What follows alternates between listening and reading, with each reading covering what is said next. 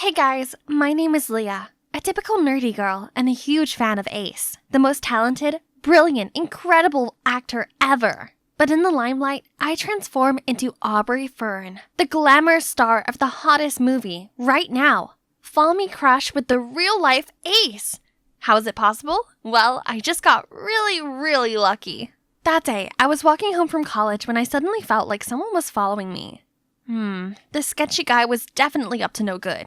So I changed my route through this stinky alley, trying to lose him. But he stayed relentless and chased after me. So, you've chosen death then. When he was 10 feet away, I picked up a trash can and dumped it on his head. Grabbed a golf club nearby and started smashing non-stop. You creep! You messed with the wrong, innocent, helpless little girl! Stop! Who are you calling creep? I'm an artist manager from Moon Entertainment. Wait, Moon Entertainment? As in Ace's management label? Then why didn't you say so? Turns out his name was Grayson, and he's not here for my angelic voice or charismatic dance moves, but guess what? For my face. This guy must be a comedian. A few days ago, you used the celebrity twin filter on TikTok, and the result was Aubrey Fern, an actress under our management, correct? Yeah? Moon Entertainment actually created that filter. We were looking for someone who looks just like Aubrey to replace her. Okay, I must have hit his head too hard. I'd better get away from him quick. But he caught me right away and immediately teleported me to the company headquarters. Even the CEO himself came to welcome me. They were dead serious about me filling Aubrey's shoes. Heck, her whole identity. Apparently, the actress found showbiz too stressful and decided to quit. But she was one of the top faces of the company, so they couldn't just let her disappear. Out of nowhere, the door swung open and entered Ace! He rushed towards me, genuinely concerned, and gently dabbed my nose dry with his own sleeve. So, this is who I'll be dating? Looking forward to that. What? Dating? That's right, Leah. I've just released a statement of Ace and Aubrey dating. People are going wild. As the new Aubrey, you'll get a once-in-a-lifetime chance to be Ace's girlfriend. Just for show, of course. But who knows? He seems into you. I think I just hit the jackpot. Aubrey 2.0, here she comes! The next day, I arrived at a top beauty salon for a celebrity makeover. From the shine of my hair to the size of my pores, everything had to be flawless. And you wouldn't believe how many designer outfits and jewelry I got to try on. I looked like $1 million. Ace was gonna freak out the next time he saw me. You may look like Aubrey, but your personality needs some work. Jeez, who spat in your coffee this morning? Anyway, you better tidy up, cause I'm moving into your house. What? No way! You and your spiteful mouth should stay 10 feet away from me, or else I'll call security. Huh, guess what, Miss Diva? It says right here in the contract that your manager, aka me, has to supervise you 24/7 so you don't spill anything confidential. You're bluffing. Am I though? I stared at the contract, too stunned to speak. Why did I sign without reading it first? The guy's a nightmare. He even pretended to be an Italian exchange student and followed me to class. Weirdly, all the girls on campus were gushing over his fake accent. Sei un porco. I don't know what's more pathetic, his Italian accent or that you guys are actually swooning for that. Uh-oh, these girls did not know how to take a joke. Whoa, you guys wouldn't want to touch my face. My contract says it's worth, but before I could say another word, Grayson dragged me away like a rag doll. Other than that, life as Aubrey was amazing. I got to appear on loads of magazine covers, attended a bunch of exclusive events, and starred in the most anticipated rom-com of the year. And you know what the best part was? Ace was right by my side. Imagine being this close to your idol every day. You could just fall head over heels for him, literally. But no worries, people would still think that you're cute, as long as you know how to pose for the camera. One time, I heard Ace say that his ideal type is a girl with healthy, sun-kissed skin. So I figured I should give tanning a try. But when I arrived at the film set the next day, everyone laughed at me, saying I looked like a half-dried-up squid. This was so humiliating. Bet Grayson had a blast making fun of me. But instead, he rushed to put his jacket over my head to cover me up. Why are you trying so hard for that narcissist? You look ridiculous. I think she looks kind of cute. Just needs a bit of blending. It's Ace! He's standing up for me! His handsome face suddenly came super close to mine. Care to go on a date with me tonight? Yes, yes, yes, a million times yes. I immediately went home after work, scrubbed off the stupid tanning lotion, and got ready at lightning speed. We're meeting at this private restaurant on the 32nd floor of a luxurious building. And there Ace was, the brightest star amongst the city lights waiting for me. He was so gentle and sweet. We were having the best time. His dreamy eyes looked at me like he was about to say something. Something sweet, I can sense it. When flashlights came from nowhere, blinding us. Paparazzi? How did they get in here? Aubrey, is it really you in the picture? Ace, what does it feel like being cheated on? What are they talking about? Just then, a strong arm suddenly grabbed my waist and pulled me out of the crazy crowd. It was Grayson. I'd never felt happier seeing his grumpy face. We got into the van, and Grayson showed us his article of me kissing a random guy at a beach resort. What? This must have been photoshopped. We gotta clear this up. Ace didn't listen to my words. His face was twitching in anger. Do you have any idea how this affects my career? Me being cheated on? That's just pathetic. Pull over. I need to get out. I can't stand you right now. He slammed the door shut, then stormed off. I was speechless. I'd never seen this scary and mean side of him before. Don't mind him. He can be a real douchebag sometimes. I'll get you some ice cream, then we'll go home, okay? Grayson's words cheered me up. I'm honestly touched by this cold hands, warm heart kind of guy. Grayson tried his best to shield me from the public backlash, but it was all for nothing, as Moon Entertainment let false rumors spread like wildfire. Now Aubrey, aka me, was being badmouthed everywhere. A tramp? A bimbo? Some even said I was a stain in Ace's career. That's it. I couldn't do this anymore. I launched into the CEO's office ready to give him a piece of my mind, but he was just chilling with Ace. Leah, just the person I'm looking for. I'm about to make an announcement stating Aubrey is not the one in the picture, and you and Ace are still deeply in love. No thanks. I'm here to quit. This pressure is all too much. Now, calm down. Maybe a nice trip to the city of love will help you relax, right, Ace? Of course. Let staff fix this while we take a break and maybe get to know each other better. Come on, I'll drive you home. The last time we met, Ace went bonkers on me, and now he's being as nice as pie. Talk about Jekyll and Hyde. Suddenly, he stopped the car at the riverbank and turned to me. Leah, I was wrong to take it out on you. I've never faced high pressure like that before, and I lost my mind. And you know what? That night, I was about to speak from my heart. I love you, Leah. He pulled me in for a kiss. It was so out of the blue, I didn't even know what to think. But then he opened his eyes and looked at me. So in love, I couldn't help but give in. Baby, I can't wait to be with you in Paris. It was everything I'd ever wanted, right? That night, Moon Entertainment finally cleared up the rumor. That's not all. Pictures of Ace and I kissing were making the headlines. How did they get this picture? Those paparazzi are so sneaky. I was so perplexed and for some reason kept thinking about Grayson and how he would feel hearing this news. I came to the roof to see him sitting deep in thought. Hey, haven't you heard? They cleared up my scandal. Remember, that's not your scandal, Leah. Don't let Moon Entertainment manipulate your life. You don't trust them? Yeah, and I don't trust Ace either. It's got nothing to do with Ace. He's my boyfriend for real now. Plus, we're going to Paris for a romantic break. Grayson let out a solemn sigh. I guess he was just trying to protect me from the company. But he didn't need to protect me from Ace, right? He still went with us to Paris and lingered in the background with his stone-cold face. I was embracing this moment with Ace, and as we strolled together, a group of fangirls recognized him and flocked around us. One of them even held him back, crying like a lunatic. Ace, don't you miss me? You promised. What are you talking about? Leave me alone. He pushed the girl aside, then dashed out of the crowd. I tried to follow him, but a hand suddenly snatched mine. It was a girl burying her face under a mask and pair of sunglasses. She snuck a USB into my hand and said, Ace's darkest secrets are in here. You're scaring me. What do you want? The girl tried to reply, but Grayson cut in between us and pulled me away. We ran and ran under the sunlight of a spring day in Paris. Why was this single moment way more romantic than anything I had with Ace, my idol? Could it be that I have fallen for Grayson? Grayson took me back to the hotel, looking somber as he turned to leave.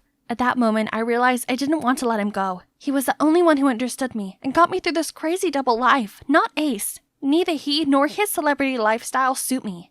Ace would be better off without me in the way of his stardom. Grayson had tried warning me many times. Maybe the girl in the mask knows something. I plugged the USB into my laptop and a video popped up on the screen. There's proofs of Moon Entertainment manipulating the media all these years to cover up for Ace's scandalous private life. Dark things us fans have never seen before.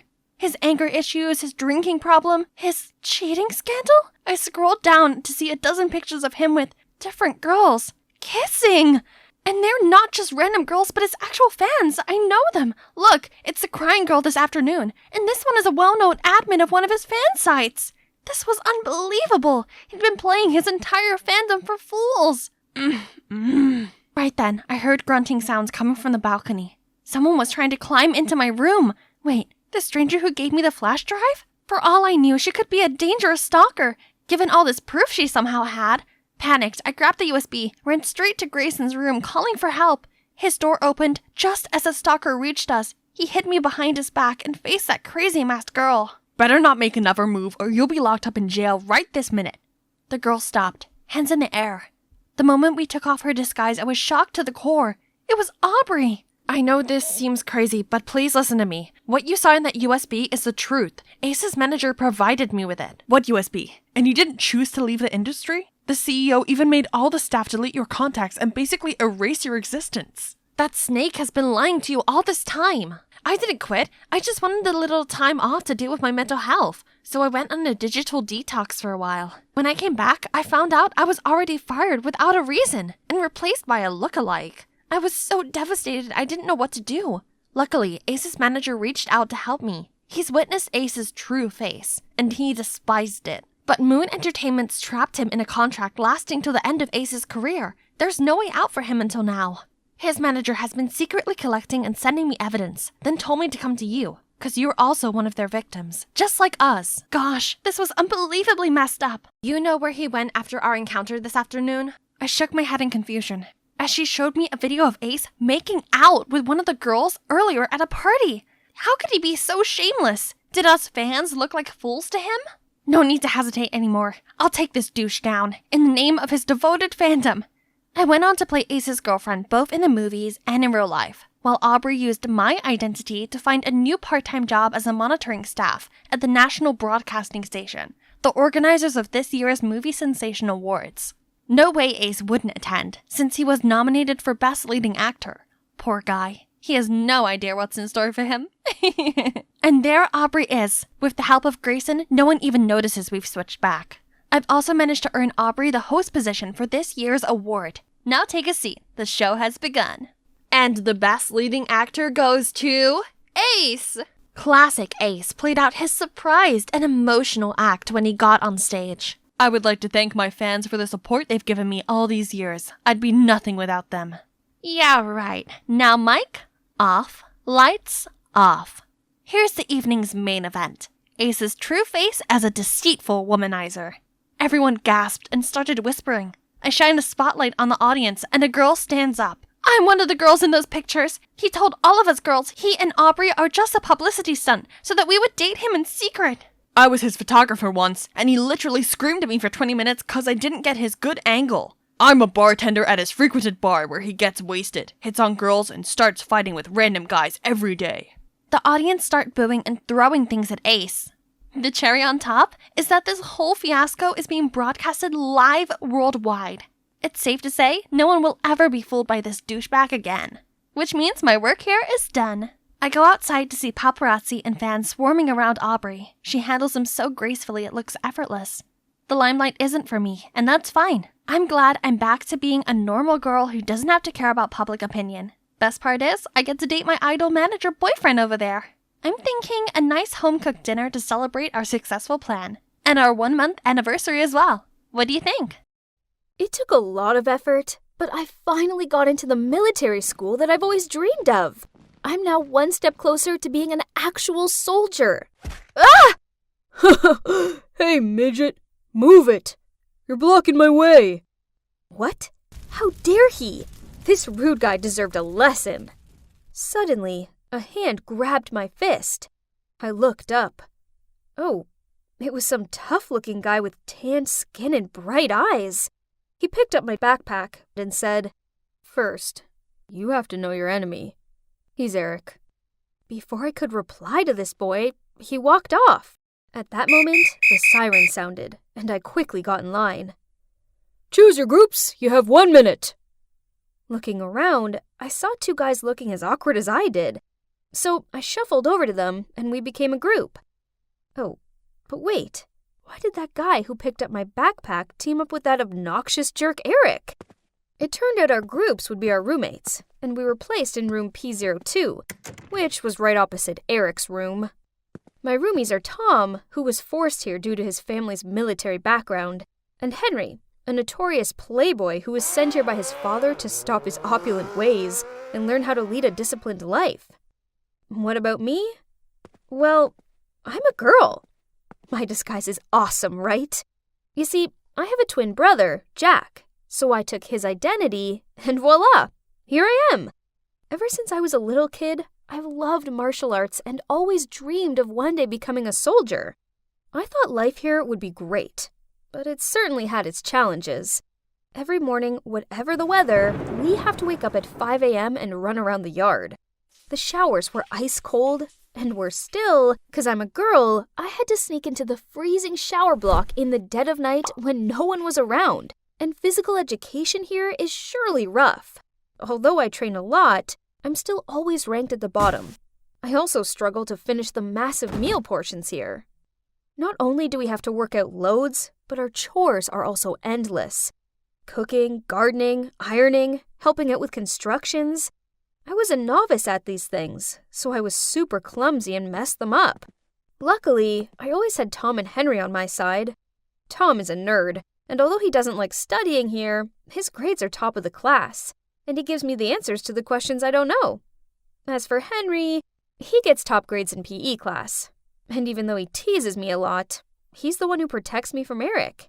Speaking of Eric, he's a jerk who teases weaker students in school. But he gets away with it for one simple reason. His dad's in charge. And as for that boy that warned me on my first day, yeah, turns out he's called Ellis. I can't quite work him out, even though he often hangs out with Eric and participates in his meaningless dumb pranks. One time, after Eric knocked a younger kid over, I saw Ellis go back and check he was okay. Friend or foe? Who knows? Today we have Taekwondo class. Perfect. I quickly challenged a smug-looking Eric. Too bad he doesn't know I have a black belt. Ha! And as I predicted, I kicked his butt in just 3 moves. K.O. I walked over to my two fellows with a big triumphant smile on my face when Henry suddenly rushed forward and pushed Eric down. Turns out he was sneaking up on me from behind. Nice try, coward. But sorry, dude. We 3 always have each other's back. We were laughing about Eric's defeat when the lunch bell went. But, oh no, the room was locked from the outside. Eric has to be behind this. No worries, the food here sucks anyway, Tom said while pulling a bunch of food out from under his bed. Again, Tom? You've already been punished twice this week for sneaking food in here. Suddenly there were noises outside. I went closer to the door to listen when it burst open, and in stepped an officer. I stepped into the corridor to see everybody was gathered around whispering, while Eric was on the ground, looking pale like he'd just seen a ghost. Oh my god. The door of room P01, Eric's room, had weird scratches all over it. It looks like those scratches spell out a word. Jacob. So there's a monster named Jacob. That's comforting. P02!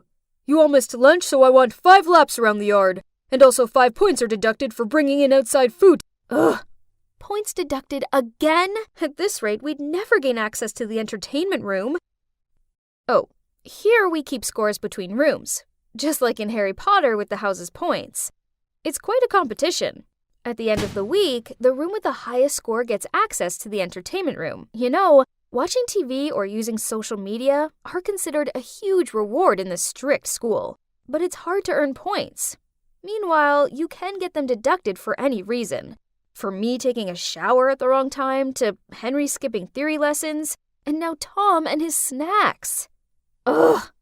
What does Jacob mean? Anyway, seeing Eric freak out like that was hilarious. Jacob is a name. Don't you see that, Jack? He's Eric's ex-roommate. I heard that he's missing. Hey, Tom, is there anything you don't know? I see. But why did that missing Jacob scare Eric so much? We're never going to get into the entertainment room. It's all work, work, work in this place. Who cares about that stupid room? This weekend, there's a prom at the local girls' school. I have a step-by-step plan for us. We'll sneak into the school milk delivery truck to get there. Then I can finally talk to some lovely girls instead of those aunties in the kitchen. That sounds good. Hey, maybe you'll even find your first love there, right, Jack? They had no idea. Anyway, the thought of getting out of school for a bit was appealing. That weekend, Henry stole some of the gardener's casual clothes, and then we hid in the milk delivery truck to attend the prom. As soon as we got there, Henry had already got himself all smitten with a cute blonde, while Tom spent all his time debating World War II with a girl majoring in world history. As for me, I really enjoyed all those tasty cupcakes. But why wouldn't the girls quit pestering me? I guess it proves that I look quite manly, right? We gotta go. The bus to our school is about to come. Change to your uniform. You have 1 minute. I quickly got changed, then ran after them so fast, I bumped into someone, and we both fell to the ground. I was in such a rush that I could only say sorry, pick up my dog tag, and run out into the road to catch the bus back to school. Where did you guys just get back from? They just helped clean up the cafeteria, sir. I just got back from there. Hearing this, the officer stopped questioning us. But, why did Ellis help us? Isn't he meant to be on Eric's side? While indulging in thoughts about it, I took out the dog tag from my pocket and was about to put it around my neck. But wait, it's not mine. Look, guys, this dog tag has the name Jacob on it. I quickly showed them the dog tag and explained the incident to them. I must have picked up that guy's tag by mistake. Could it belong to the missing Jacob? Or was it merely coincidence? I mean, Jacob's a popular name, right? The next day, as we were helping to distribute food in the kitchen, there were noises coming from the dining area. As soon as I went out, I saw Eric sitting on the floor, shivering in fear. Next to him was his bowl of soup splattered everywhere. At first, I thought he was playing some tricks to get us to clean up. But no, looking at the way he ran out of the cafeteria in panic, something must have happened. I bent down to pick up the bowl. Oh my God. And it was a dog tag with Jacob's name on it. But the dog tag I took by mistake yesterday is still in my pocket. What's going on? Eric was so preoccupied with the Jacob stuff, he didn't have time to taunt us, so our room got the highest score for the first time, which means we would finally get to experience the entertainment room. But as soon as we reached the lobby of the utility area, something didn't feel right. A bunch of kids were buzzing in front of the entertainment room where the hazy smoke was coming from. Thinking there was a fire, we rushed to put it out. But no, it was only a smoke bomb. Inside the entertainment room, Eric and his friends were fainting. People splashed water on his face, but as soon as he woke up and saw the words Jacob burned black on the wall, he blacked out again. Who did this? Was it Jacob? Was he not missing after all? Today we have PE, but I'm on my period, so I made up an excuse to go to the school's infirmary instead. On the way, I happened to see Eric with his group of friends. I think Jacob's spirit is back to take revenge on me. You know, that time? I locked him in the old warehouse and he just disappeared without a trace since then. Is it possible that he was... Stop talking nonsense. Maybe someone who knows what happened in the past wants to mess with you. I even took his clothes away. Oh God, he would surely want to haunt me. Oh my gosh, it all made sense now. Suddenly a large hand muffled me, then dragged me away. You better shut your mouth and keep this a secret. It was Ellis, Eric's sidekick. What a faithful servant. What if I don't? Especially since I met Jacob. What did you just say? You don't believe it? Here, I bumped into someone, and he dropped this dog tag. As for the one in Eric's soup bowl, I think it's just a fake. Ellis trembled as he took the tag from my hand and quickly left. Was he going to snitch on Eric or something? That night, while I was having dinner, Eric was back to jerk mode again. and he dumped his leftovers on my tray. The two sides clashed, and we all ended up with an hour's detention. The punishment sucked. They locked each of us in a tiny room containing one chair and left us to think about our wrongdoings for a whole hour. The next morning, the officer knocking on the door woke us up. Eric was missing, and we were the #1 suspects. This was ridiculous. What did his disappearance have to do with us? I told Henry and Tom about the other day when I overheard Eric and his friends. So Eric teased Jacob, so now he'd returned for vengeance? Feeling suspicious, we snuck into the school's abandoned warehouse. Yep, there was Eric all tied up and with a rag in his mouth. It's Jacob! His spirit has returned! He wants to harm me! Help me! Huh! Look at that arrogant Eric being all scaredy-cat. Call me Captain. No. Call me Farther. Then I'll let you go. Tom and Henry burst out laughing. But Eric just stammered and then everything started to go blurry. Then I must have blacked out. When the three of us groggily came round, we saw that the only thing left there of Eric's was his uniform. As soon as we got back to school, we heard from the others about how Eric had appeared in just his tighty-whitey. Everyone gloated to see the overbearing Eric lose his face. From now on, he wouldn't dare tease anyone again. But this was the exact same way Eric used to pick on Jacob. So, Jacob did this? Was he back? Actually, I already knew who was behind all this. You dropped this at the warehouse, right? Ellis looked at me surprised and asked how I knew. We actually snuck into the main office to find information about Jacob before we got to the warehouse. And as soon as I saw his picture, I knew right away there was some sort of close connection between Ellis and Jacob. Call it twin senses. It turns out that Jacob was Ellis's brother. During his time at this school, Eric made his life a misery. But everything was kept a secret because Eric's the principal's son. So, Ellis enrolled at this school to get answers. Ellis took the dog tag back and handed over a picture of me with my twin brother. And this must be yours. I picked it up on the first day of school when you dropped your backpack. You remember? Oh my God. Was this for real? I snatched the photo and quickly put it away when I saw an officer approaching. We should get to know each other better, right? Since we both know each other's secrets. Whatever. Anyway, I don't hate Ellis, and Eric deserved it, so it didn't matter who did that. I turned my head to look at Ellis. He smiled as if he was challenging me. Uh-oh. I had a feeling my life here was about to take a turbulent turn. Is it usual for you to sit on strangers the first time you meet them? This jerk! I'll show him that he's messing with the wrong girl. It's fine. Please don't hit him. Don't worry. And this is for mugging a kid. No, you got it wrong.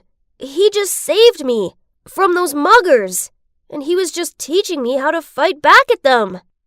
Oh my. I thought it was just because the boy's bag was on the ground and that guy was holding his arm like he was about to hit him. I awkwardly stood up, literally screamed out to apologize, then ran straight home. So, as you can see, my home's a little different from the usual. My parents run a nursing home, so I grew up surrounded by the elderly. You were so embarrassed that you left him laying there and ran away? The first time I met my husband, I also knocked him over with my Dolio Chagi. Perhaps this boy is your destiny. Poof! No way, Mrs. Jones. Suddenly, my dad huffed past us. Oh no. I know that look. Something was bad. Lately, our finances haven't been so good. I went after him to check he was okay and found him talking to a man in the yard. On seeing me, the strange man waved me over. Do you know this person? Huh? That was the guy I almost punched earlier. That's right. The person you almost knocked out is my son. I saw everything, so I followed you here. He's got in with a bad crowd and lost focus on his studies. I want you to steer him in the right direction. I don't want to be a babysitter. I'm sorry. It's too bad about this nursing retreat, isn't it? Seems like it'll have to close soon. Although, if Suede, I don't mind being a major sponsor. This was insane! So, all I needed to do was keep an eye on his son, and all the nursing home's problems would be solved? Dad said I didn't have to do it if I didn't want to, but how could I say no? Okay, I'll do it! So, which school am I transferring to? Geez, everything here was so shiny. But if I had a choice, this would be the last school in town I ever wanted to attend. I entered the classroom and walked over to the only empty seat that happened to be at the back. I was about to sit down, then... Ah! Some dude pulled the chair aside and caused me to fall onto my butt. A hand appeared to pull me up, but as I went to grab it, it immediately drew back, leaving me sitting there embarrassed, while everyone's laughing at me. Oops, sorry. I guess I should only give a hand when asked, right? Ugh. It was Blake. I quickly regained my cool face, sat down, and put on my headphones, pretending like I didn't hear any of those comments from other students about my rustic look. This girl seems interesting. The usual. $1,000 if you can win her heart in a month. Deal? Blake glanced at me and sneered at the guy. Easy. Deal. So that's how it's gonna be, is it? Luckily, I hadn't turned my music on yet, hence why I heard the whole conversation. Let me help you get some extra pocket money then, Blake. And it didn't take him long to start implementing his plan. At lunchtime, he enthusiastically led me to the canteen, guided me to get food, and even asked the lunch lady to get me an extra portion of yogurt. Nice try. I was trying to enjoy my lunch when a shrill voice sounded out. Get up and get me some food. I want a cupcake just like yours. Now! Jeez, why did some girls think it was okay to treat guys like this? Frustrated, I went over there, picked up the cake from that boy's tray, and shoved it into her mouth. There, happy now? Poor thing, your arms must be so broken that you can't get food yourself. Let me feed you then. You're welcome. Are you crazy? You're dead meat today. She raised her hand about to slap me, but I quickly dodged, causing her to fall to the ground. As for me, I calmly sat down next to the boy and had my lunch. Sorry for wasting the cake. You can have my yogurt if you want. He's Kai, my first friend at this new school. He's witty, smart, and has a seriously impressive academic record. He was actually here on scholarship, which explained why he didn't quite fit in, just like me. I noticed how Blake seemed rather annoyed and kept staring at me. I bet he was just fed up with being teased by his friends, since I just totally ignored him. Oh, but he didn't give up that easily. The next morning, he showed up at mine to pick me up, but I'd rather run 2 laps around the schoolyard for being late than share a ride with you. Then at school, he tripped me up and then reached out his hand pretending to help. But between you and the floor, I picked the floor. He even waited for me at the school gates with a huge bouquet of roses, but I just took one look at them, then started coughing. Are you allergic to flowers? Nope. I'm allergic to immature and boring people, like you. Then I walked off. Ugh, as if every girl was gonna fall for these lame tricks. This carried on for the next few weeks, but then one time, he approached me in the library while I was studying with Kai and handed me a necklace. I looked at it, then passed it back to him and turned to talk to Kai. Seriously? You're turning me down for this nerd? Kai's smart, gallant, and sophisticated. Unlike you. All you are is a troublemaker. Are you looking down on me? Oh, finally. I was wondering how much longer would it take for you to figure that out. Not to mention, you've not helped once with the English Lit essay. You're in my group, but you probably just think the Grapes of Wrath is a rock band or something. So, if I can finish that essay on my own, will you go on a date with me? Fine, but it has to score an A, else you can forget it. And my trick worked. Blake actually completed the essay on his own. He's smart, but he's neglectful of his studies, and it's made him make mistakes. On being handed back the essay, Blake's face fell. He got a B. and even though he knew it was over, he still stayed in class to reread the teacher's comments. It seemed like this was the first time he actually put in the effort to do something. What's wrong? Still in denial of your failure? Blake turned away without looking at me. The rich boy who lost the game for the first time looked so cute. So I put a gift with a message in it on Blake's desk. Needless to say, he was over the moon. In it was a set of clothes I'd bought for him, and an invitation to a bar at the weekend. Why, you wonder? Oh, you'll see. That Saturday night, Blake showed up in the outfit I had gifted him, and looked anything but pleased. I can't come in wearing this. It's so old-fashioned. My friends will laugh at me. You invited your friends too? To prove that you won the bet, right? If you get that $1,000, will I have a share? You already knew it? I was just joking at first. But now... Let's go inside now. Don't worry, we won't be here for long. I dragged him inside, and immediately, his friends didn't miss the opportunity to tease me. Did the fish get hooked? Yes, I'm trapped. Quickly give him $1,000. His family is bankrupt and in dire need of money. Huh? What? You're lying. Look, he's wearing donated clothes. Even his branded clothes have been liquidated. I winked at Blake, and he immediately reacted. Lend me some money. I need a place to stay, a sports car, and pocket money too. At this point, his friends turned nasty and told him he no longer qualified to be in their group. You didn't have to do that. I already knew they only hung out with me for the money. But that's what people are just like. Why would he think that?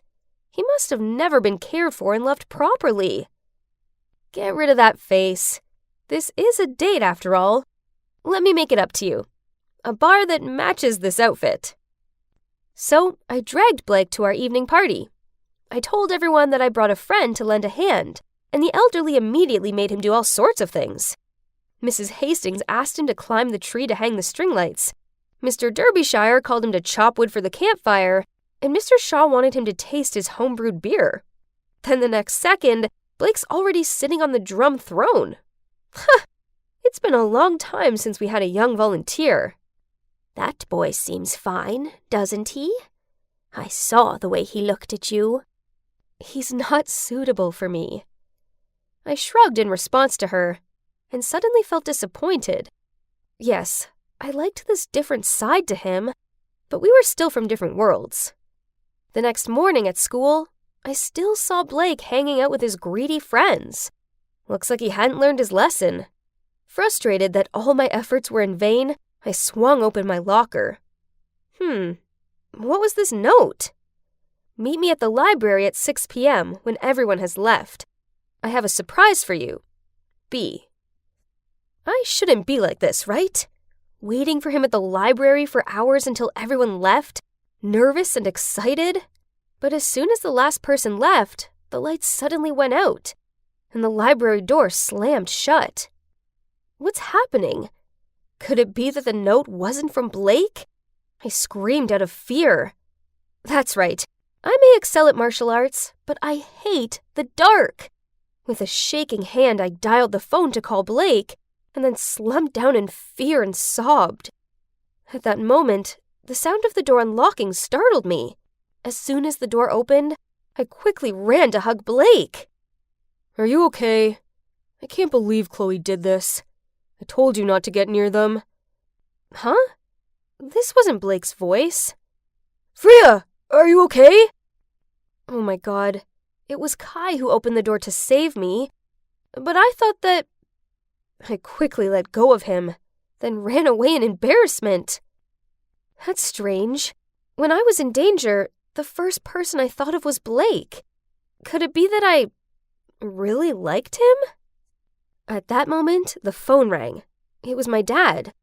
Mrs. Jones had suffered a heart attack and needed surgery immediately. But the surgery cost was so much. Where could we get that money? Ah, yes, Blake's dad. So I called him. Hello, is this Mr. Morris? Blake stopped hanging out with his friends and did his homework. I really need the money now. Please, it's urgent. Are you bringing me out to trade with my dad? My God, it seems like Blake heard all the conversation. So, I'm just your money-making tool? And all this time you've trained me as your pet? It's not like that! We'll talk later. There's no time for your selfish thoughts right now. I gotta go! I ran like crazy to the hospital. My parents were desperate, and the money hadn't arrived yet. So I called Mr. Morris again. You said Blake had changed. If this is the case, then why did he just get fined for speeding and resisting police? Don't ever call me again. Don't worry, Freya. I'll sell the nursing home land to take care of Mrs. Jones.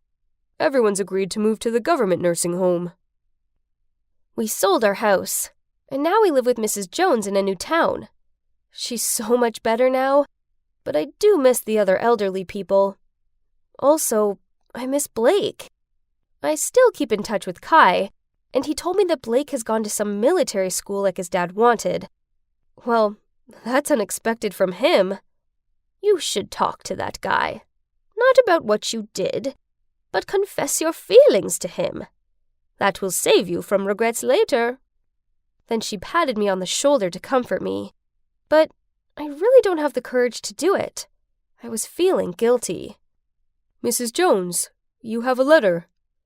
Freya, look. It's the invitation to a nursing home concert. It's our concert, isn't it? Trembling, I took the invitation. What is this? I pushed Mrs. Jones's wheelchair to the door of the nursing home named Sunflower.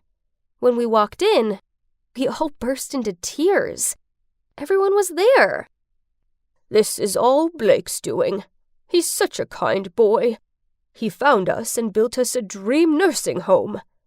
You and Freya were the surprise gift we prepared for him, but as soon as he saw the two of you, he ran away.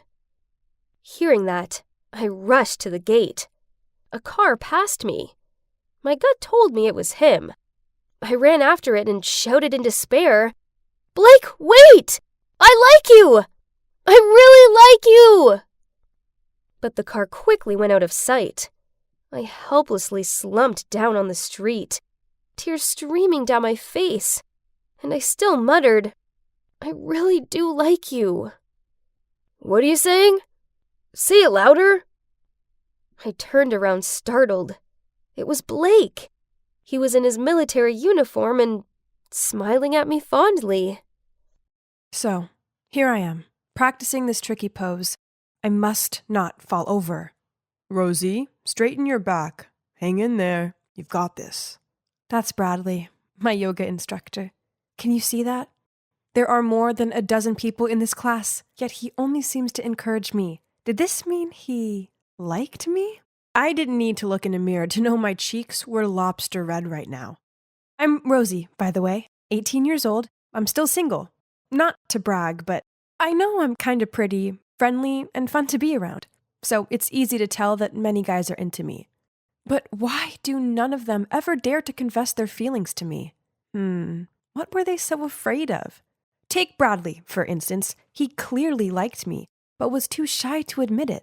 It was so obvious as he kept deterring past my mat just so he could check out my position. Even my best friend Joseph noticed that, as every time Bradley approached, Joseph would have this cheeky smirk on and send me signals with his eyes. I already told him not to do that. After class, Joseph kept teasing me about it. He told me Bradley definitely had feelings for me and just needed one more push for leverage. Although I reluctantly told him to stop, he insisted on being the wingman by texting Bradley about me. Bradley, why don't you ask Rosie out? You two look really cute together. Come on, you know that wouldn't work. Huh? Why not? Because, Joseph, it's you I'm crazy about. I was not okay. What was the problem with all the men around me? Why didn't they like me? I couldn't go on like this. I must have a boyfriend, and I was dead serious about it. So after researching online, I found a dating coach to save me from my tragic single situation. So Martin, my coach, is super handsome, has a six-pack, and his business is a big hit. He's helped hundreds of sad single people find love. Flashy enough to trust, isn't it? Still, I was quite nervous when I met him. You know, the feeling that a therapist would judge you before treating you. But actually, he was reassuring, very open, and didn't ask too many questions.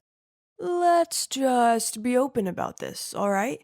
Manipulating someone into dating you is not the foundation to a healthy relationship. But don't worry, as I have the secret. Day 1. And according to Martin, I needed to learn how to approach new people. I'm pretty shy, so taking the initiative was hard for me. But Martin taught me a trick. When I see a cute guy, I need to approach him within 3 seconds. This way my brain wouldn't have time to think, analyze, then talk myself out of it, and end up missing my chance. Okay, a hot guy was there staring at his phone. I must not overthink. 1, 2, 3, go. Hi! Hi? So I just saw you and I think you're really hot. I'm here to say hi. Thanks for thinking my boyfriend's hot, but he's taken. I panicked, then rushed back to Martin and spluttered out, I can't. Hey, that was a success. You're just training your mind and body to take action. Go ahead. No way. Should we move to the next step? And this was the next step. I just needed to start a conversation in this place where everyone was in a mood to have a chat. It's simple, Rosie. Put yourself in a talkative mood. Go over to them and give them a compliment. But make sure it's genuine, else it won't count, okay? Got it. I spotted a man sitting alone, so I walked over to him. Hey, I like your ring. OMG, was that a wedding ring? Don't worry. I'm single. And is it that hard to think of something to compliment me on? And, you are smarter than you look. And yep, he left. Oh, what kind of compliment was that? Martin sat in a corner and watched me go from guy to guy and stutter out a string of terrible compliments. You did great, Rosie. Don't be discouraged. Now, when you actually see someone you like, you'll be more natural. Martin said that body language is a crucial part of keeping the conversation going. So, the plan was to practice this at Joseph's birthday party. This time Martin couldn't be there in person, but we still stayed in touch via my Bluetooth earphone so he could guide me. The mission today was to initiate physical contact with someone and make them feel close to me. Anyone who knows me knows that I am not good with these things. So I kept giving them this weird slap on the back. Hey, I heard an ouch. Are you hitting them? I said just a light tap. I don't think I can do this. I'm too shy. And now guys are giving me weird looks. Martin said this time I should make the boys take the initiative, and then things would come more naturally. Okay, I'll give it one last try. This boy I like, Nathan, is over by the pool, but he's in a group. Nothing to worry about. You'll make him come to you. Now listen and follow. I walked over to the bar and made sure I was in Nathan's eyesight, sat as naturally as possible, made eye contact with him, and smiled. Oh, Martin, this is stupid. He doesn't even know me. Just wait. OMG. He's waving at me. Should I come now? No. Wave him over. Okay. You should take responsibility for this, Martin. I waved Nathan over. Then, to my surprise, he got up and started walking toward me. OMG, help, what should I do? Give a no-tooth smile. Then say, I just want to say hi. What? That was all? But he was coming closer and I had no choice. I just want to say hi. And I want to have your phone number, cutie. I couldn't believe it. That was a real success. We texted the whole night. We got on so well. He was clearly flirting with me. This is crazy. But then 2 weeks passed by and I didn't hear from him at all. I kept on looking at my phone, expecting Nathan to call, but he never did. So I immediately rang my coach for help. Ready for the bad news? So, that means he doesn't like you. A busy man like Napoleon could still write thousands of romantic love letters to his Josephine. If he was into you, he'd always find a way. And I also think he doesn't seem like a good type to date. What? Nathan is such a sweet guy. Maybe he's just super busy? But then Christmas came and I couldn't wait any longer. I mustered up the courage to ask Nathan out. But guess what? He invited me to his house to enjoy Christmas with his family instead. Oh, wow. He wanted to introduce me to his family. This was massive. It meant he really took our relationship seriously, didn't he? But when we got to Nathan's place, to my surprise, it was just a small apartment and definitely not big enough for a whole family. Seeing my confused look, Nathan said his family must have changed their plans and went out, which was for the better as the two of us would have more time together. Suddenly, I saw a shadow of a girl in a red dress in his bedroom. Then Nathan immediately pulled me away and said, that's my maid. How annoying. So, do you want to go to the hotel so we can have more time alone? Really? Did he think I was born yesterday? I refused immediately, and Nathan began to change his attitude. Okay, but I can't drive you home. I have something urgent. But don't worry, I'll take you to the nearby bus stop.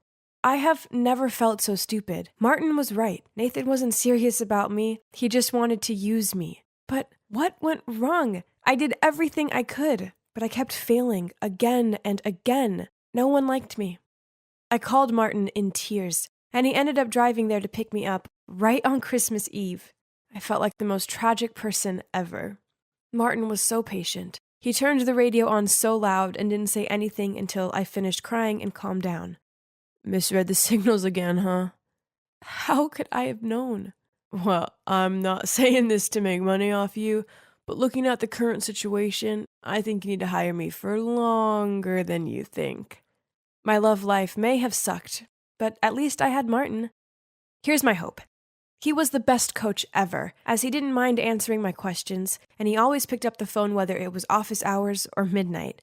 Then one night I was out with my friends. I drank a few too many wines and phoned Martin up and slurred out a load of drunken nonsense. He immediately came to pick me up and drove me home, saying that he needed to make sure I got home safely. He was such a sweet guy. I felt something, but then reassured myself that he was just being nice. But Joseph insisted that Martin was only acting this way because he liked me. Seeing everything he did, and you still have to wonder about his feelings? Dummy. Believe me, I'm not wrong this time. Mr. Sixpack is crazy about you. Congrats. Thinking about it, it did make sense. So I started stalking my coach on social media and daydreaming about him. Then taking Martin's own advice that I needed to make my feelings known. So, on Valentine's night, I myself made this box of chocolates and took them round to his. I took a deep breath, then rang the doorbell. But then standing at the door was him holding hands with another girl. I awkwardly said, Don't you like me?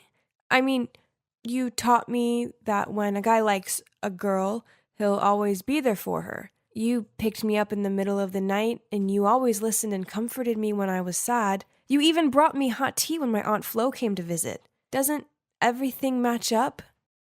Rosie, I was just being nice. Sorry, but you've confused the signs. Again. I was totally dumbfounded. I couldn't face the thought of seeing Martin ever again, so I blocked him from my life. In the following days, I was under a variety of emotional states, from extreme stress, heartbreak, embarrassment, then disappointment because of my extra delusion. I struggled with insomnia almost every night and tried to bury my feelings by binge-eating junk food. Just 2 weeks later, I looked at myself in the mirror. There were dark circles under my eyes, my skin was dry and flaky, and I felt bloated and sluggish most of the time. Seeing myself like that reminded me of something Martin had said. How can you expect someone else to love you if you don't love yourself? I knew I needed to change, so I started eating more healthily, working out, and finding me time. And you know what? It worked. Now I can finally say that I see my own worth, and I'll never allow a man to treat me badly ever again. And if that means I stay single for a while, then that's the way it'll be. I guess I kinda owe Martin a lot. I mean, he did teach me loads. And now, even though I'm still single, I'm enjoying it. There are way more important things than having a boyfriend, right? But wait, was this barista winking at me? OMG, there's a post-it with his number on my coffee cup. What should I do? Hey, dating a coffee guy is risky business. Why, coach? Imagine one day your relationship turns bad and you desire a cup of coffee to ease your heart out, but you also have to see him here. Awkward, huh? Indeed a pro. But so why are you making this awkward convo? Rosie, I may be a love coach, but even I get it wrong sometimes. When it comes to my heart, all theories are nonsense. Please, will you show me how to love naturally? Well, as you can see, I'm dating my dating coach. But now, our love doesn't apply to any cliches. Instead, we just do us, and we're both happier than ever. If you're in a dating slump, then don't worry. Just let love happen when it happens, and follow. Sarah, it's about time you got married. What are you talking about? Get married? Not a chance. I'm still in school. Oh, give me a break. Marrying a rich guy will bring you more money than school ever will. Mom, I'm not like you. I actually like school. Now leave me alone. That was the conversation between my mom and I about 2 months ago. Well, look at me now. Here I am staying in one of the most luxurious villas in Boston. My name's Sarah, by the way, and I'm 16 and in high school. My life hasn't ever been normal. For starters, I don't have a dad, and my mom is totally irresponsible, choosing to spend any money we have on partying and men. Of course, she doesn't even have a job, so we rely on her latest fling to help support us. My mom has never really cared about me, so I just stay out of her life as well. She can do what she wants as long as I can do what I want, and what I want is to study really hard so that I can have a better life than hers. But as usual, she intervened in that plan, and 2 months ago she forced me to quit high school and get married.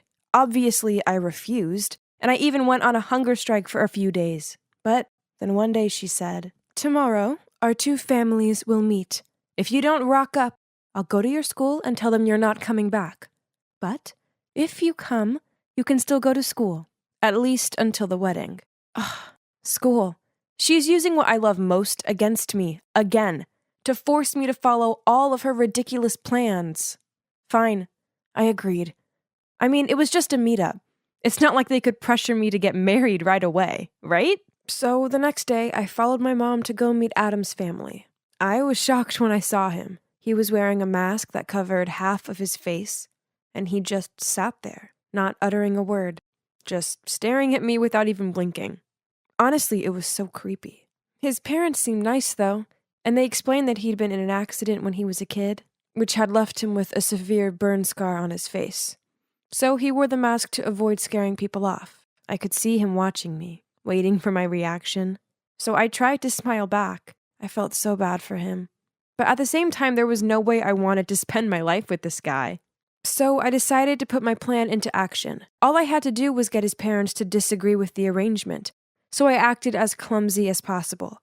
I wanted to give the worst first impression ever. As soon as the wine was poured, I leaned over and knocked his mom's glass all over her white dress. My mom looked mortified, but I didn't stop there. I ate with my hands and dropped food all over the table and kept chewing with my mouth wide open. But no matter how hard I tried, Adam's parents still seemed to like me, and I could see him slightly smirking at me. What did a girl have to do to put this family off? Clearly they were desperate. Near the end of the meal, they started discussing the engagement. Apparently, I'd move into Adam's family house so we could get to know each other. Then, if I could help Adam to feel less insecure, they'd let me finish high school before we had to get married. So didn't that mean they just wanted a friend for Adam? Someone to keep him company? It's not that bad. I guess I can do that then. So after the engagement, I moved into Adam's mansion. After school every day, I'd hang out with him and try to cheer him up.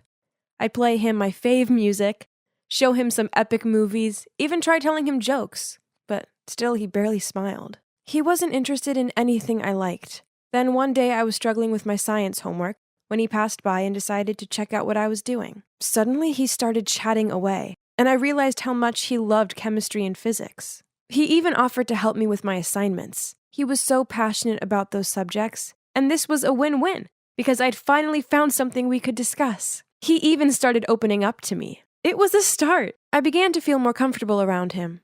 On one sunny day, I even asked Adam if he wanted to play a game of badminton. At first he refused, as he didn't like being outside, but I wouldn't stop begging until he said, "Fine. Have you played this game before?"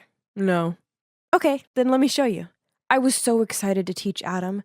Although I'm not great at hand-eye coordination, I'd been playing badminton a lot at school, so I felt pretty confident. Finally, I'd found something I was better at than him. Ha! Okay, so I spoke too soon. After a few missed serves, he somehow mastered the shuttlecock and kicked my ass. Why did you say you've never played this before? 'Cause it's the truth. I don't believe you. Adam just shrugged and then left me lying on the ground. He had to be bluffing. It's impossible for anyone to be that good the first time they do something. Ugh. But it was fun, I guess. Adam was growing on me, but I couldn't be around him 24/7 as I had classes to attend. And no cap, I was extremely happy that I still got to go to school. Plus, at school something incredible happened. One day I was walking through the schoolyard when I tripped over a can. Just as I was about to faceplant on the ground, a hand appeared and pulled me back up. We made eye contact, and I swear it was love at first sight. His name was Brian, and he's super handsome. From that moment on, we texted nonstop every day, and it wasn't long before he asked me to be his girlfriend. And of course I said yes. I was smitten, but I obviously had to hide it from Adam and his parents.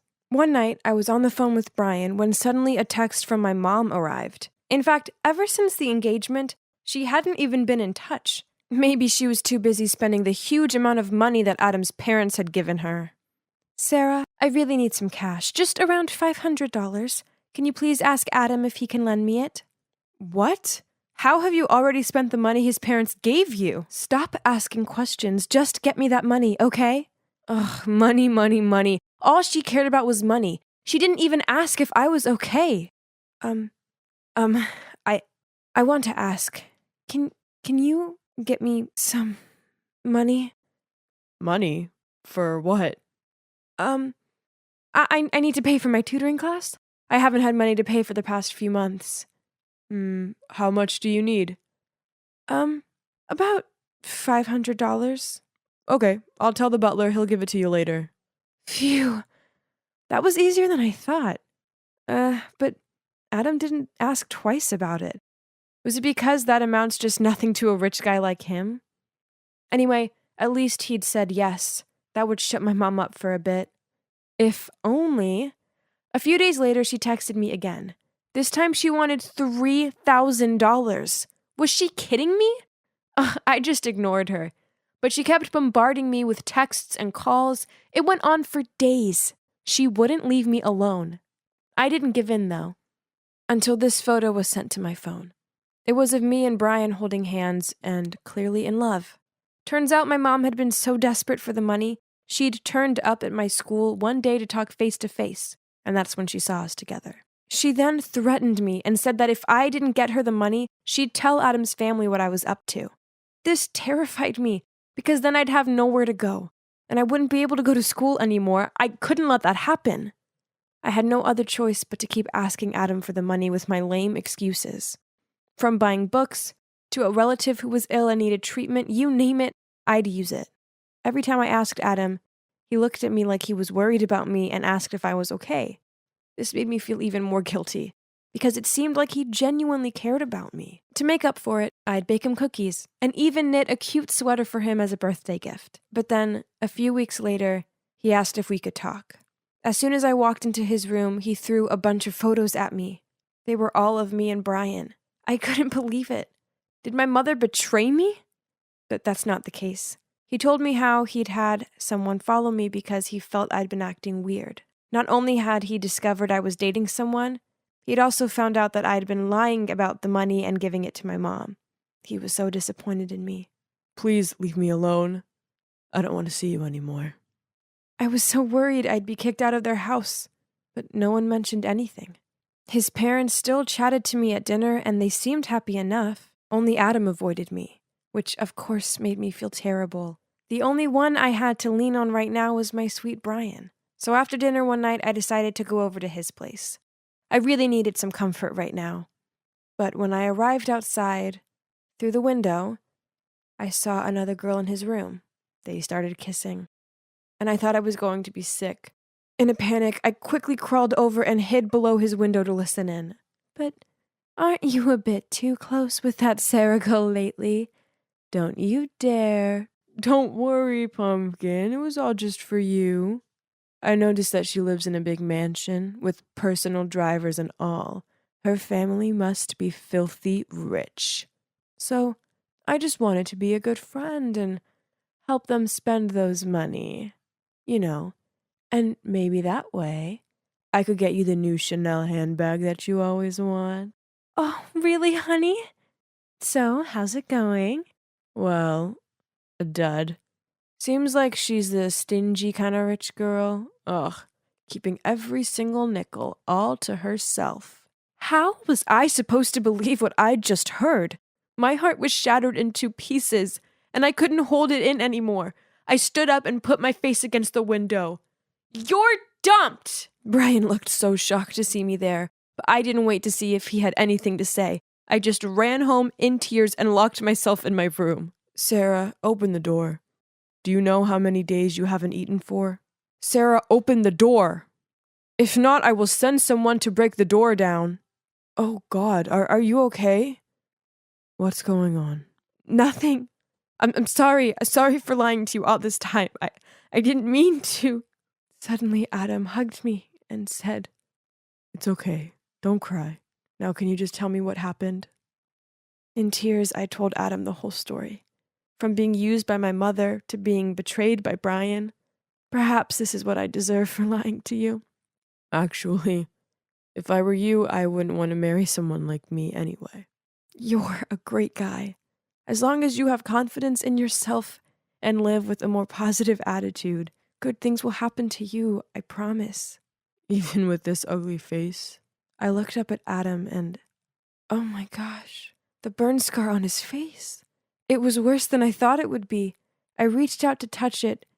It must have been so painful. Can we start over? Keep helping me, okay? I looked at Adam, smiled and nodded. So after that day, I continued to stay at Adam's house and help him get out of the isolated, self-deprecating life he'd been living. Gradually, his attitude improved, and he even started taking a business course to get ready for taking over his family's company in the future. I also encouraged him to start taking off his mask. Love everything about yourself, including that scar. As for my mom, she's currently being detained for her illegal gambling. Yep, that's what she spent all that money on. She'll probably end up in prison, and even though this isn't what I want for her, she kinda deserves it. Oh, and about the wedding, we postponed it. Lucky for me, both Adam and his parents want me to go to college first and pursue my dreams. Once I graduate, we'll probably start planning our wedding, though, and it'll be truly out of love this time.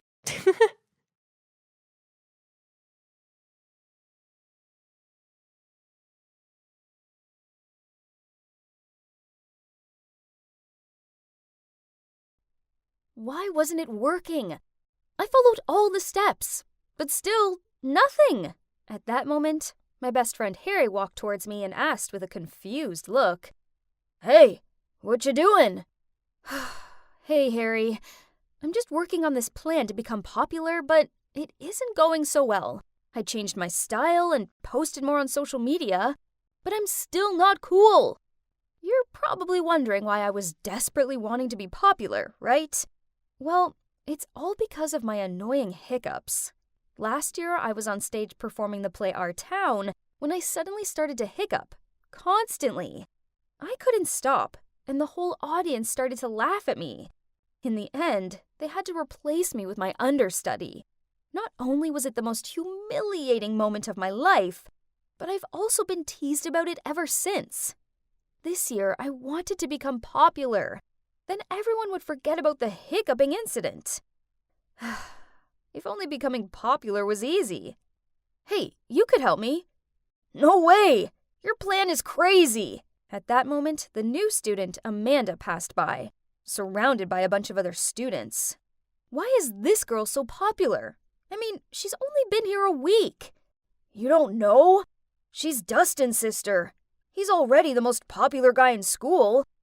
So being his sister makes her popular too. Duh. That's it, Harry. The fastest way for me to climb the popularity ladder is to date Dustin.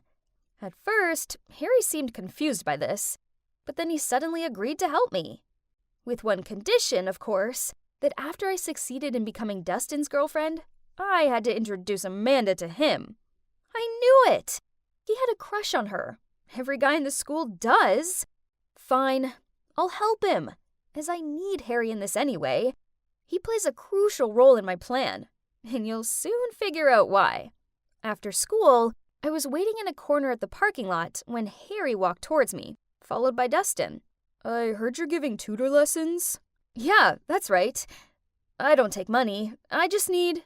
What do you need? I need you to pretend to be my boyfriend. Dustin burst out laughing, but then when he saw our serious looks, he stopped. You two are crazy, but I do need to pass math, so... Okay. However, my grades have to improve within 2 weeks. Then we have a deal. Deal! I grinned. Within 2 weeks? That's so easy. What a catch. You must be wondering how we managed to pull that off. Well, Harry's on Dustin's soccer team and overheard the coach tell him if he didn't improve his math grade, he'd be kicked off the team. Basically, we used Dustin's weakness to get the deal. I know I had no chance with him by using my lousy flirting skills, so it's time to use my greatest strength, my brain. Pretty smart, huh? I started to tutor Dustin. Then after 2 weeks, he shot up 2 grades. And that's when he held up his end of the deal and pretended to be my boyfriend. The next day, Dustin and I held hands and walked into school. And just as I expected, everybody was gawping at us. I even heard them whisper about me, "Is that the hiccup girl with Dustin?" And, Whoa, since when were those two a thing? and that's not all. Wherever I went, people would follow me. And in every class, everyone wanted to sit next to me. Finally, I was popular, and I loved it. I just finished tutoring Dustin at his house and was about to head home when his mom appeared and invited me to stay for dinner. Awkward, but I didn't want to be rude, so I said yes. Besides, this was a great opportunity to talk to Amanda. I was sitting next to Dustin at the dinner table when Amanda walked in and gave me a dirty look. What is she doing here? Amanda, manners! Okay, had I upset her somehow? After we finished eating, I helped Amanda clean up. I pulled some homemade chocolate cookies out of my bag and gave my friendliest smile as I said, my friend Harry, he likes you. I was wondering if... Without letting me finish my sentence, Amanda interrupted me. Sorry, let me stop you right there. First, I don't eat cookies. Gross. Second, I assume you're asking me if I want to go out with your friend, right? No, because he's a loser just like you. It's embarrassing enough that Dustin is dating you. Then she walked off, leaving me standing there dumbfounded. Oh my god, couldn't believe what I just heard. How could a person be so rude? Ugh. The next day at school, I wanted to tell Harry to give up on Amanda, but as soon as I caught sight of him, he ran towards me, hugged me, and said, "Emily, you're a matchmaking genius! Thank you!" Huh? What do you mean by that? Amanda just asked me if I wanted to come to her party this weekend. Isn't that great? Yay! What on earth was going on? But Harry looked so happy that I just couldn't tell him the truth. One thing's for sure, there's something sus about Amanda. Of course, I was going to that party too, 'cause I was Dustin's girlfriend, remember? Wow, we were actually at a cool kids party. Our first time ever. This was awesome. Harry even got a bit emotional. What a baby. Dustin and I teamed up to play beer pong, and it was so much fun, and unexpectedly, we won! We were so excited, and both of us cheered with joy and hugged each other without thinking. Oops, didn't see that coming. But what happened next was even crazier. Everybody started to cheer, kiss, kiss, kiss. Oh boy, they couldn't be serious, right? I just laughed it off and hoped everyone would stop. But no, they just kept cheering on. Suddenly, Dustin grabbed my face and kissed me right on the lips.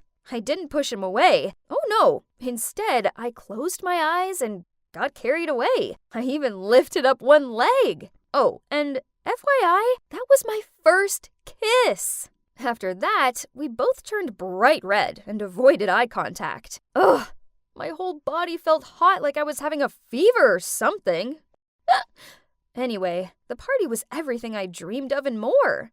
The next day, Harry and I arrived at school in a super good mood, but suddenly, we saw a bunch of students gathering around someone. We squished through the crowd and saw Amanda crying. Turns out, somebody from the party had stolen 2 of her mom's Fabergé eggs. Then, one of Amanda's friends suggested checking all backpacks and lockers of everyone who went to the party last night. But the chances are low. The culprit must have been able to hide all the evidence by now. Still, we should try everything we can, right? I couldn't bear seeing Amanda crying her eyes out like this. Then he gently patted her shoulder.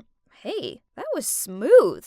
Way to go, Harry. And so, we checked a few people's belongings and still nothing was found. Then it was Harry's turn. He opened the locker and, oh my God, one of the Fabergé eggs was in there. But how? He would never do such a thing. I opened my locker and, what? There was the other one! What on earth was going on? Suddenly, Amanda started shouting at us. I knew it was you two! Hey everybody! Emily over here manipulated Dustin by using his weaknesses, his love of soccer, and his dislike for math. Then she forced him to pretend to be her boyfriend just so she could be cool. Everybody started glaring at me like I was the villain, but I wasn't. There was a misunderstanding. I looked over to Dustin for help, but he just avoided my gaze, then walked off. I didn't know what to do, so I just stood there in shock until Harry dragged me off with him. Well, after that, I was more popular than ever. I was now known as the girl who took advantage of a guy to get popular and then stole from him. Worse, Amanda wouldn't listen to me. Harry and I were clearly framed. I wish I could go back to my normal life before I made that stupid deal with Dustin. Oh, but then that kiss wouldn't have happened. Oh boy, might I have fallen for Dustin? Then suddenly I got a text from Amanda. It was a clip from the recent party with the message, "You're nothing to Dustin." Why are you dating this loser? Wasn't she the girl who hiccuped during the play? I will use her until the end of this semester. Oh my, I couldn't believe he said that. I knew he didn't like me in the way I liked him, but did he have to be so mean? The clip automatically replayed again. Ugh, watching this one time was bad enough. But wait, there was a detail in the clip that caught my attention. I rewound it and, oh my God, there were the 2 missing Fabergé eggs. The clip was recorded at midnight, but Harry and I left the party way before then. I quickly rushed over to Dustin and Amanda's house and showed them the video. I don't remember you both leaving earlier. What if you're lying? Well, I noticed your front door has cameras. If you want, we could check them. Dustin turned to Amanda and confusingly asked, Did you put those eggs in Emily and Harry's lockers? Amanda said nothing, but her head down said it all. But why would you do that? Emily didn't do anything wrong. Because I don't like her being your girlfriend. I like you. What? Isn't she his sister? Oh, turns out they aren't actually siblings. Whew, that would have been weird. The truth is their parents were really close, and when Amanda's parents died in an accident, Dustin's family took her in. So Amanda was like a sister to Dustin, but Amanda, on the other hand, has been in love with him for a long time. I decided not to make a big deal out of it. As long as she posted a status on social media saying this was all a misunderstanding and that we didn't steal from her, and she reluctantly agreed. Afterward, I immediately got out of there without saying anything else to Dustin, but he ran after me and apologized for not defending me the other day. He just couldn't choose between me and Amanda, and then he said, That clip you saw wasn't what you think. Ugh, what's there not to understand? It was so obvious. Then what is it? Please tell me. But Dustin just stood there silent and stared down at his sneakers. Just like I thought. There's nothing else to explain, so I stormed off. The next day, Amanda posted the status and our names were finally cleared. My life is back to being boring, but it's okay, as I now know that being popular isn't what brings me happiness. Oh, and about me and Dustin? Well, a few days later, he sent me a video. It was the same clip from the party. At first, this frustrated me. I mean, why would he make me endure watching that again? But then I noticed that this clip was longer, so out of curiosity, I pressed play. And you won't believe what happened in the second half of that video. After the part where Dustin said he just wanted to use me, everybody teased him more. He got angry and yelled. Yes, Emily is weird, but weird in a good way. I like the way she smells books every time she opens one, and the cute way she gets embarrassed when she sneezes loudly. And do you know what I like most about her? That she hiccups every time she's nervous. You heard me right. I like her. You see? Dustin likes me too. Amanda cut this part of the video out on purpose so I'd misjudge him. But now that I knew the truth, what do you think I did? Yeah, of course I forgave him. I mean, how couldn't I? Hey, it's Haley again. So, as amazing as being famous is, it also comes with some problems. The first one being Eric. Having a famous ex around is awkward. Secondly, it's all the unknowns that being in the public eye brought with it. For instance, I was currently backstage at my first mini show, terrified, because I was pretty sure someone just took a picture of me in an unzipped dress. I worriedly looked at Dean. Did you see who that was? Why would someone take those kind of pictures? Oh no, what if they sell them to the press? Dean gave me a reassuring look and said, Don't worry. I promise I'll definitely find out who did it. Now, please relax, as your performance is in any minute, and you wouldn't want to let this affect it, right? Then I watched him leave. What he said made sense. This was an important show for me and Phil, so I couldn't mess things up. When I was on the stage, I pushed all my worries to the side and concentrated on what I did best, singing my heart out. Afterward, we hung around and had a little fan meeting. It was crazy being around people that knew my name and wanted selfies with me. Phil was getting plenty of attention too. It seemed he was a hit with the fangirls. I heard them saying how handsome they thought he was, and so cool. Phil may have kept a straight face, but I knew he liked it really. I mean, come on, who wouldn't? Then, someone even shouted that Phil and I made a beautiful couple. Phil almost burst out laughing, and I just smiled shyly. Then one girl asked me if I had any plans besides singing. I didn't know how to answer, as I'd never thought about doing anything besides singing before. You should be a vlogger, one girl suggested. or you could be in movies. Another said. Oh, that didn't sound too bad. Thinking about it, trying something new alongside my singing might help promote our music and increase my popularity. It was definitely something to consider, thanks to my awesome fans. Then, as luck would have it, I found out that a famous director was holding auditions for a supporting role in his project.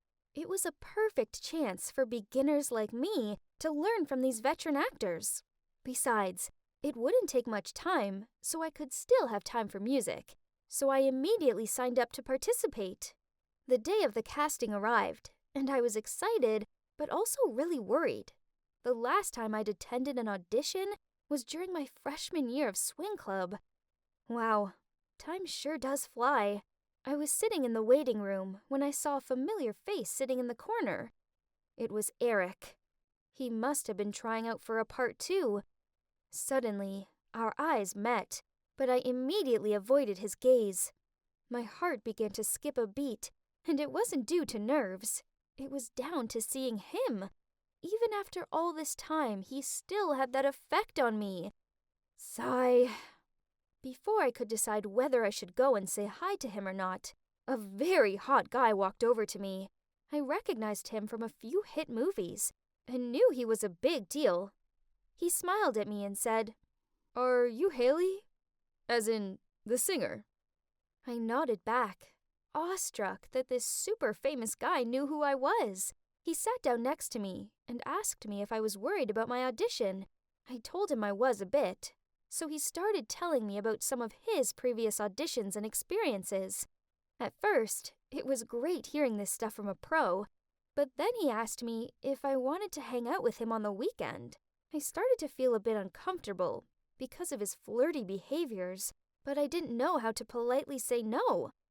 I tried to avoid his eyes while thinking of an excuse, and suddenly I thought of Eric, so I glanced over in his direction. But he'd gone. Meanwhile, that actor guy started to move closer to me, wrapped his arm around my shoulder, and stroked my hair.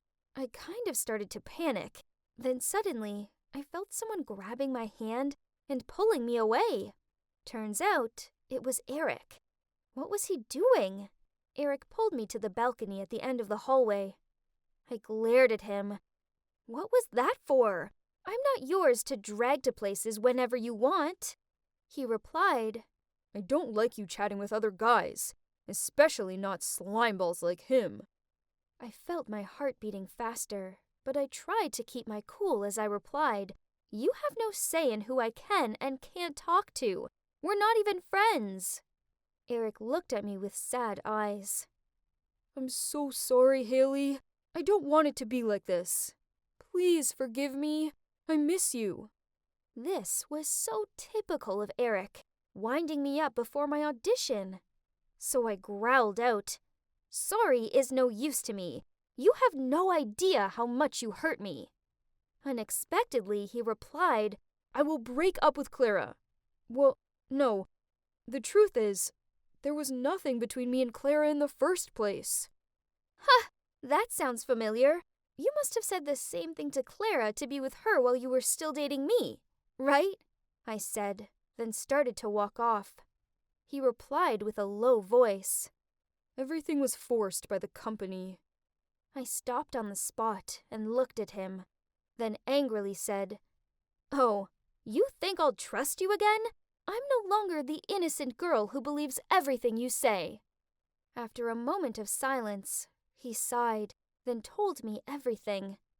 When he rose to fame and was working with Clara, she was always openly showing affection for him, even though Eric has told her to stop many times, and once she even confessed her feelings towards him. He rejected her immediately, as he was with me and didn't like her in that way. I rolled my eyes and said, Yeah, right. If you really rejected her feelings right away, then things wouldn't be this way. Eric cut off my words. Please just listen to me first. Then he continued. Clara didn't take the rejection well, so she posted our photo on Instagram and spread rumors with the press that we were dating. At the time, I was furious and wanted to correct the press, but Will stopped me.